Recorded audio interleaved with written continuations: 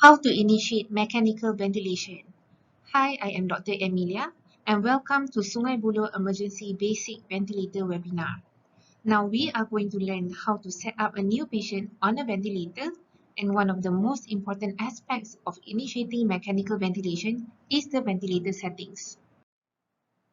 Once you have determined that mechanical ventilation is indicated, you must know how to properly input the initial ventilator settings. A framework for remembering the basics of ventilator setting is provided by the mnemonic Move Air, and this is a general guideline that you can use to set the patient's initial ventilator settings. We will now discuss this in turn. First, you need to select the mode. The mode in mechanical ventilation describes how the ventilator controls pressure, volume, and flow for each breath. I'm sure you've heard of various ventilator modes, but it is important not to get too caught up deciding on the mode during the initial phase. There is no evidence that one mode of ventilation provides a better outcome than another during the initial management.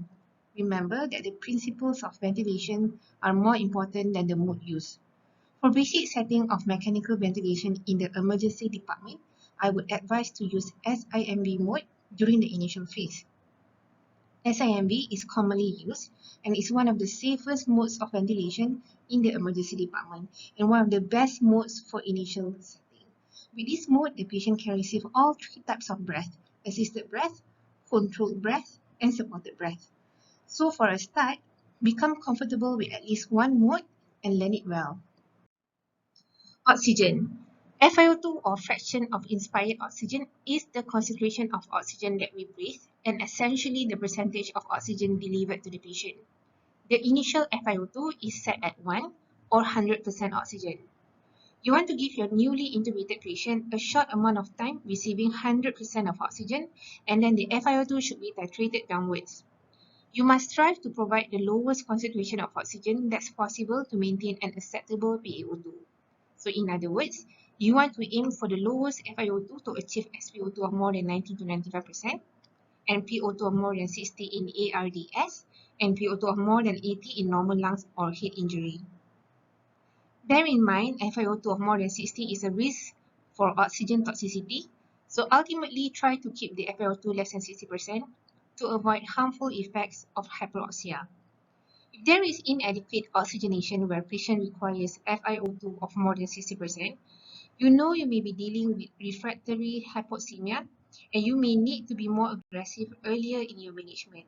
So at this stage, you can consider other interventions such as increasing the PEEP, paralysis, or prone positioning. We will talk about PEEP later. The tidal volume setting on the ventilator determines how much air is delivered to the lungs by the machine. It is weight-based and the initial setting is 6 to 8 mL per kg of ideal body weight.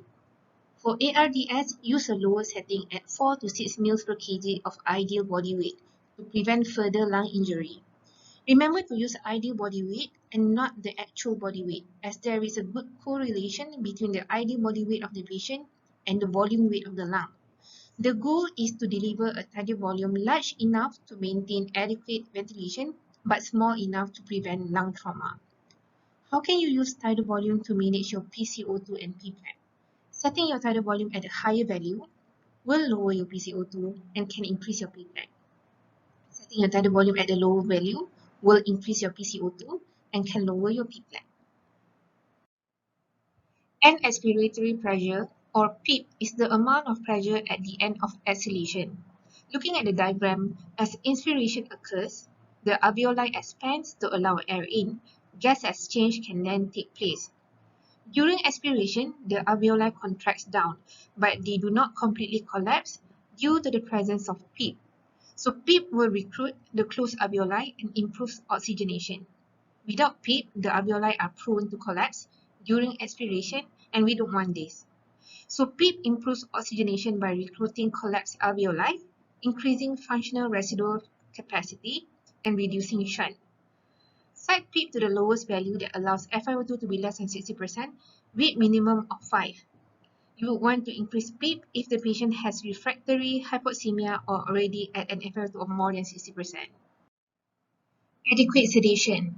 The primary reason to use sedatives in patients receiving mechanical ventilation is to reduce the physiological stress of respiratory failure, to attenuate the anxiety, pain, and agitation associated with mechanical ventilation, basically to improve the tolerance of invasive life support. For the first 12 to 24 hours of mechanical ventilation, sedation is normally required to optimize ventilator settings. When the patient is sedated, all respirations are machine triggered, and this allows for the ventilator to take control over patient's ventilation through manipulation of minute ventilation, respiratory rate, and IE ratio. This approach lets the patient rest and avoid complications such as patient ventilator desynchrony.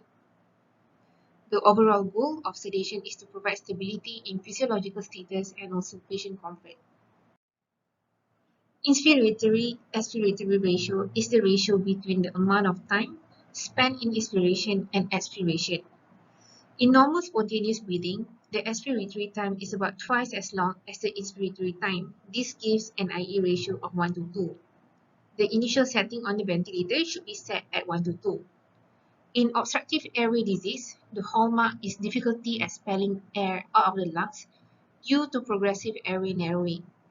So use a prolonged expiratory phase 1 to 4 or 1 to 5 in obstructive airway disease to facilitate emptying of the lungs and to avoid air trapping.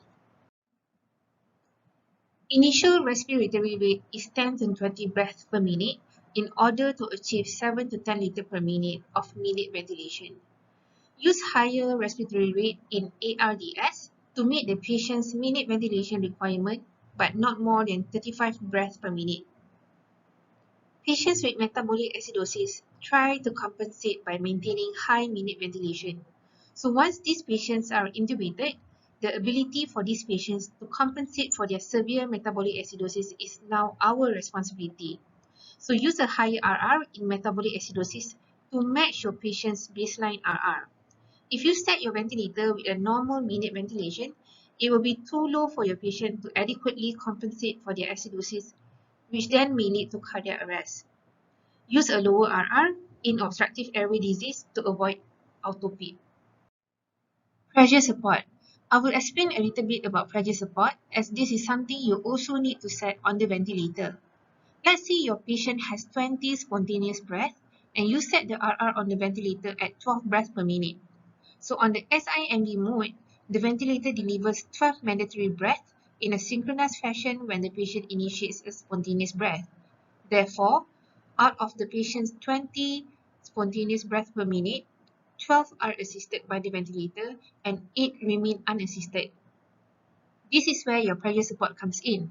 Pressure support provides additional support during inspiration of these 8 unassisted breaths to ensure a larger tidal volume with minimal patient effort. So it amplifies patient's own respiratory effort during inspiration. A minimum of 5 cm water of pressure support should always be used to overcome additional resistance of ATT. A pressure support of over 20 is almost as much support as full mechanical ventilation. Remember never to use SIMV without pressure support, because SIMV only gives patient the RR that you set. So if you set RR at 12, the patient is only getting 12 mechanical breaths. If patient generates more than the set RR, then this extra breath is generated against the resistance of tubing and you are actually torturing the patient. This is an example of the initial ventilator setting that you can use on the patient that you have just intubated. Mode, select SIMV. FiO2, start at 100%, taper as able to 35 to 60% in order to keep PO2 more than 60 in ARDS or more than 80 in normal lungs or head injury. Tidal volume, use 6 to 8 mL per kg of ideal body weight. For ARDS, use a lower value at 4 to 6 mL per kg of ideal body weight. Consider lowering your tidal volume if P-plat is more than 30. PEEP, start at 5 cm water, titrate upwards if PO2 is less than 60, on FiO2 of more than 60. IE, start at 1 to 2, use prolonged IE in obstructive airway disease to avoid air trapping. Rate, set at 10 to 20 breaths per minute to achieve minute ventilation of 7 to 10 liters per minute. Use higher RR in ARDS and metabolic acidosis. Use a lower RR in obstructive airway disease to avoid air trapping. Pressure support set at 5 to 20. In summary, in initiating mechanical ventilation, always remember move air and you'll be good to go. Keep in mind that you need to individualize ventilator settings because one size does not fit all. Also remember that after initiating your ventilator settings, always fine-tune your settings later using ventilator waveforms, SpO2, EtCO2, and ABG. It is challenging to learn and master all the different ventilator settings. We hope this serves as a solid foundation for you to build upon when it comes to mastering mechanical ventilation. Thank you for watching and listening.